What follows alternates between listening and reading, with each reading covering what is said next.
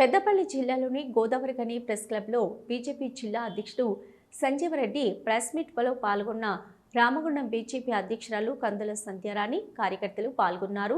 ఈ సందర్భంగా సంజీవరెడ్డి మాట్లాడుతూ తెలంగాణలో ఇప్పటికిప్పుడు ఎన్నికలు వచ్చినా బీజేపీ గెలుస్తుందని అన్నారు. కావాలని కాంగ్రెస్ రాజకీయాలు చేస్తుందని, అందుకే ఎన్నికలను మరో 3 నెలలు పొడిగించారని తెలిపారు. స్థానిక సంస్థలలో తాము గెలిచి తమ సత్తా చూపిస్తామని అన్నారు. ప్రజలు ప్రధానమంత్రి మోదీ చేస్తున్న పనులను గుర్తించి బీజేపీకి పట్టం కడతారని తెలిపారు. రైతులకు కేంద్రం చేస్తున్న సంక్షేమ పథకాలతో తాము ఎన్నికల ప్రచారంలోకి వెళ్తున్నామని గుర్తు చేశారు. అంతేకాకుండా రామగుండంలోకి సింగరేణి జెన్కో కలిసి ఏర్పాటు చేయబోయే విద్యుత్ ప్లాంట్లను తాము స్వాగతిస్తున్నామని తెలిపారు. కానీ నివాస యోగ్యమైన స్థలంలో కాకుండా మూతబడిన సింగరేణి ఓసీపీ 4లో ఏర్పాటు చేస్తే చాలా ప్రయోజనకరంగా ఉంటుందని అన్నారు. పవర్ ప్లాంట్ వల్ల ఎక్కువ పొల్యూషన్ ఉంటుందని, జనావాసాలకు దూరంగా ఉన్న ప్రాంతంలో ఏర్పాటు చేస్తే బాగుంటుందని వివరించారు. ఒక 6 నెలల సమయం ఉన్నదన్నప్పుడే దానికి సంబంధించినటువంటి ఒక ప్రణాళిక ప్రభుత్వాలు ఏర్పాటు చేసుకుంటాయి.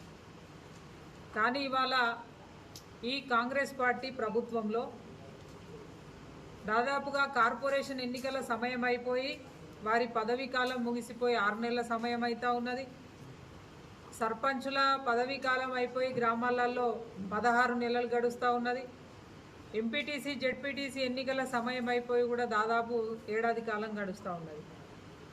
అంటే ఈ ప్రభుత్వం పార్టీ ఓటమి భయంతో ఇవాళ స్థానిక సంస్థల ఎన్నికల్ని నిర్వహించడం లేదు. ఇవాళ గ్రామాలలో కార్పొరేషన్లో ప్రజాప్రతినిధులు లేకుండా మొత్తం అభివృద్ధి కూడా కుంటుపడ్డది ఇవాళ. కాబట్టి మేము ఇవాళ రాష్ట్రం స్థానికంగా ఎవరైనా వార్డు మెంబర్ నుంచి మొదలు పెడితే ఎంపీడీసీ జెడ్పీడీసీ సర్పంచ్లకు ఎవరు పెట్టినా కాంగ్రెస్ వాళ్ళు చీరక ఉంటుందని చెప్పి భయంతో వాళ్ళు ఎలక్షన్ రావడం లేదు. మేము భారతీయ జనతా పార్టీ డిమాండ్ ఇస్తూ ఉన్నది, మీరు ఎలక్షన్లు పెట్టమని మేము అడుగుతూనే ఉన్నాం. కోర్టు చెప్తూనే ఉన్నది, మీకు స్థానిక ఎలక్షన్లకు సర్పంచ్ ఎలక్షన్ లేక గ్రామీణ ప్రాంతాలు పుట్టుబడి ఉన్నాయి. గత సర్పంచులు ఎంపీడీసీలు జెడ్పీడీసీలు వర్క్ చేసి వాళ్ళకు బిల్లులు రాక చాలామంది ఆత్మహత్య చేసుకుంటున్నారు. మరి వాళ్ళకు పెండింగ్ బిల్లులు ఇస్తలేరు, ఈ ఎలక్షన్లు పెడతలేరు.